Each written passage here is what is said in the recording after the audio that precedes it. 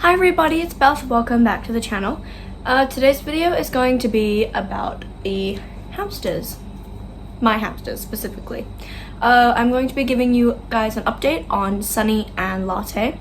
Basically just going through how they've been doing recently, how Sunny has been settling in, and how Latte is doing now that he's getting much older. So let me start with Sunny.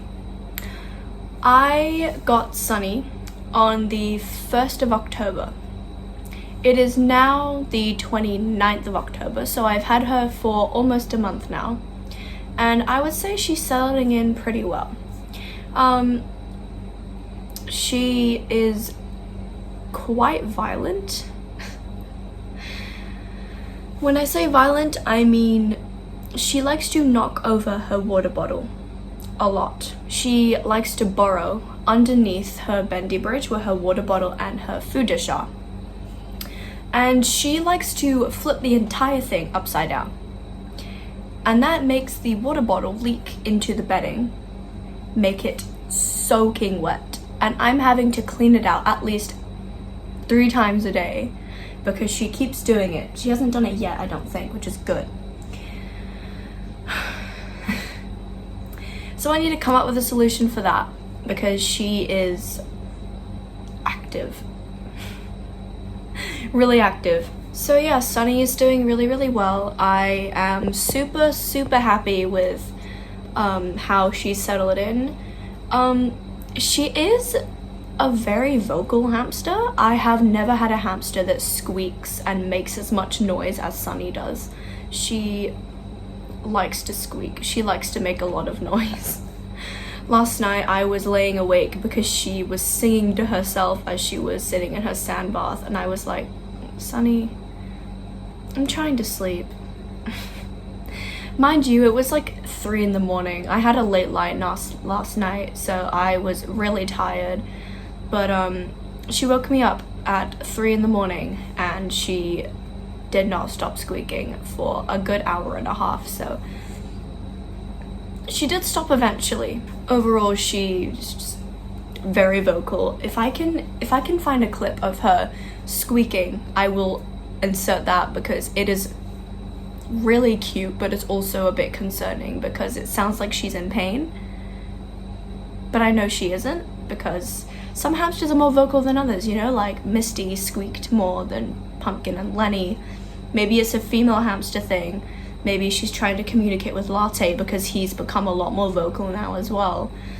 Maybe they're communicating, you know, mating call. Whatever it is, she's happy doing it. So I'm happy she's doing it because whatever makes her happy, you know? If she wants to sing, she can sing her little heart out. In terms of food eating, she doesn't like to take anything from my hand. She's still quite resistant to do that. But I have noticed that if I leave a treat in her cage when she's awake, I will kind of like come and sit on my bed and watch her from a distance, and she will slowly just grab it and then run back into her little burrow. She's like me, she doesn't like eating in front of anybody. So can't really blame her for that. She's like me, you know? She's probably a little anxious still, and she's probably still getting used to her surroundings, and she probably knows that there's another hamster in the room. She did go from living with 3 other hamsters in the pet shop to living with 1. Well, by herself. But in terms of being in the same room, Latte's on one side of my room, Sunny's on the other. Quite a distance apart as well, on the opposite sides of the room. So they're quite separated. I feel like it's really good that she's by herself now, because I saw that when I was picking out a hamster in the pet shop, I saw that she was quite like resistant to let any of the hamsters go near her, but in the end they all just climbed on top of her. So that kind of made me realize, okay, she's not really one who likes to be held or touched, but I'm okay with that, you know? Misty was the same. She never really liked being held. Latte loves being held. He's really fast, but he does love being held and cuddled. Sunny does not, but I'm okay with that, you know? I'm willing to respect that. I love her just the way she is. But yeah, to make a conclusion, she is doing really well. I am keeping track of her eating, obviously, because I don't see her eat, but I'm keeping track of it. And in terms of vegetables, she'll eat anything. She's not a picky eater when it comes to vegetables. She'll eat anything.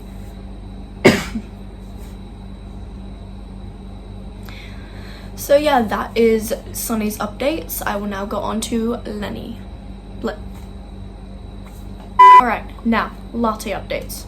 Latte, doing really well. He's awake, he's alert, he's an early riser. I wake up around 6:37 in the morning because I have to get up and leave for work at around 9. So he's already awake when I'm awake. I'm not sure if he's awake the whole time and then sleeps after I leave for work, or whether he sleeps, wakes up, you know, and then he's just awake because he was already asleep and he's like, yeah, I'm done, I want to be awake for a bit, I want to run on my wheel. I'm not sure how his sleep schedule works. All I know is that he sleeps, like he wakes up around 10-11 p.m. I'm rarely awake that late, but recently I have been. So he's been quite active recently. I have been keeping an eye on him, obviously, because he's getting older. He's a year and almost a year and 2 months now.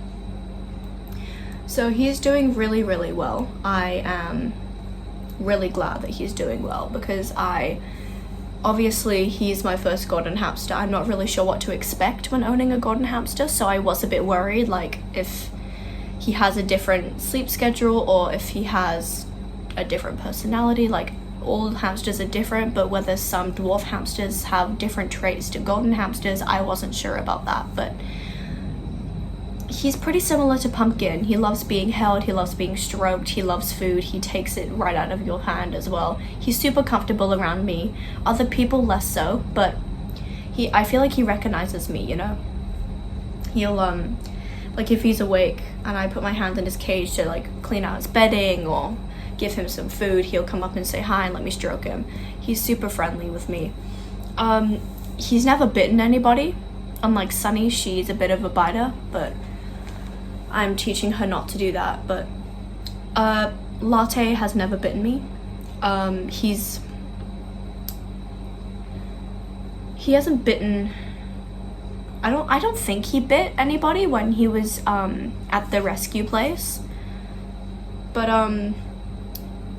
I'm pretty sure he's never bitten anybody, from what I know. He's never bitten me, so I don't know. I don't know much about his past, but he was around 2.5 months when I got him.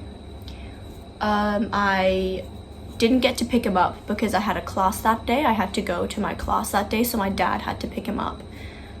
So I didn't get to see him in the pet shop, otherwise I definitely would have logged it. Really quickly, if like it's going now, if my voice starts going all croaky like a frog, it's because I'm still sick. It's not going away. I have a cough now, it's not going away, and it makes me lose my voice. It's a lot better today, but like when I laugh, it doesn't sound right. It sounds like there's something stuck in there, like air that's waiting to come out when it's not. It's just my throat is still pretty clogged. So if you're wondering why I sound like I've just woken up from a coma, that's why. Just thought I'd clear that up. So in conclusion, Latte is doing really well. He is perfect for a Syrian hamster in my opinion. He's everything I ever dreamed for. Super sweet little one. I want everyone in the world to meet him. I know he would hate that, but honestly, he's the sweetest little thing. I love him to bits. And he's super lucky. He's very spoiled. When my friends come over, they like to give him treats and hold him and play with him. And I hope he loves it. I can't really tell. Sometimes I wish I could speak hamster. Like if I could choose any animal to understand, it would be a hamster, just because you never know what they're thinking, you know, and they're all just so different from each other. And you'd think that if you have one hamster, your next hamster will be just like that one because they're living in the same environment. But, you know, they all have different personalities. So personally, I just wish I could speak hamster sometimes. I think that would be really cool. What am I gonna do with her, honestly? Like, look, I filled this up this morning, went on a hike, came back, and it's half empty. Which means half of it is in the bedding. How do I know she didn't just drink it? Because the bedding is wet. Now I have to clean it again. The struggles. The struggles, guys, the struggles. That's my ring light. She's in here somewhere. Oh my god. Whoa. Okay, so I need to flatten down her bedding on this side because she burrows like underneath all of her accessories for some reason. I have this massive pile, it's like 7 inches of bedding in the corner of her bedding cage that she can use for burrowing, but no. She chooses to burrow where all of her accessories are.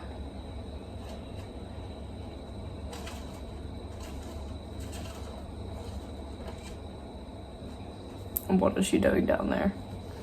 I just also thought I'd give a quick update on this. What was that? I have no idea what that was. Something else I want to do is kind of talk more about myself because obviously the hamsters are the stars of the show, but I own the channel, so I guess it's important to me that you guys know what's going on in my life too, outside of the videos. I don't know if some of you remember Sophie. She is a friend of mine. She's the one who actually originally owned the channel with me. We used to make videos together. I don't know if you're an older viewer, you would remember her. She decided to stop contributing to the channel after her hamster Mocha passed away. And the reason for this is, speaking from my point of view, I'm guessing she told me that she wasn't planning on owning any more hamsters as she doesn't know how much longer she's gonna be in the country. She may move to back to her home country, New Zealand, and I guess she wasn't sure when that will be. And I guess she found it would be unfair if she were to adopt a new hamster and it would have to be rehomed at maybe 2, if it made it that long, almost 2 years old, and it wouldn't really live for very long after it was rehomed. So I guess she didn't really want to put that stress on whoever the hamster would have gone to, as well as herself. So if you guys are wondering where Sophie went, she has just decided to discontinue making videos, and I decided to continue the channel because, I don't know, I really enjoy it. And even if there was times where I just felt really unmotivated, at the end of the day, this is really fun and I love doing it, and it's not my job because I'm not earning money for it, but I do it for fun. I know most YouTubers make videos because it's their job. I do it for fun because I genuinely do enjoy interacting with viewers and hearing ideas from other people and sharing my knowledge and what I know and doing what I love, which is sharing my animals online. No matter how stubborn they may be, I love them endlessly. So yeah, I just thought I'd quickly clear that up in case some of you older viewers were wondering where Sophie went and too scared to ask. There it is. She just continued making videos. But I'm okay with that, you know? That's her decision, her life decision. She's still quite young. I'm actually a lot older than her. We met in 2020 and it's almost 2024 now, so we've known each other for a solid 3 years. So yeah, it's been really nice making videos with her, and obviously I'm gonna miss having someone else to share ideas with, but I think I think I'm okay with running the channel by myself. It's something I've been doing for a while now, even unintentionally, so I'm actually quite okay with it, you know? And as long as I still have my babies, I'll be happy. Oh, I just put that back. No. No. No. No, stop.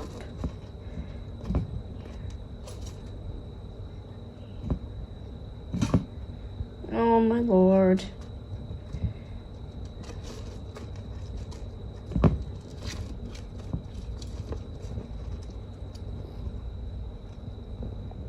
Okay, so I've switched her sand and her water bottle. I've just swapped them over. So her sand is now opposite her wheel and her water bottle is here because, yeah, she's doing it again. You can see she likes to burrow underneath stuff. So I thought this bedding is a little higher. Her burrows are usually on that side because that's where the most bedding is. This side of the cage is where it's least high because of, obviously, there's no lid to the bin cage. So if I were to make it too high, she could climb out. So I got to be careful with the amount of bedding I put in. But I've just swapped these two around and it's still not quite high enough for her to escape, which is good. But now she can burrow underneath, kind of, without knocking over the water bottle. I'm waiting for her to do it. That's why I'm hesitating. I'm waiting for her to knock it over mid-sentence. Sonny, you're not helping anybody here, mate. Come on. Oh my gosh. Oh my gosh. The earthquake. She just insists to be under something. Look, her water bottle's up there. There's the bendy bridge, and she's just directly underneath it again.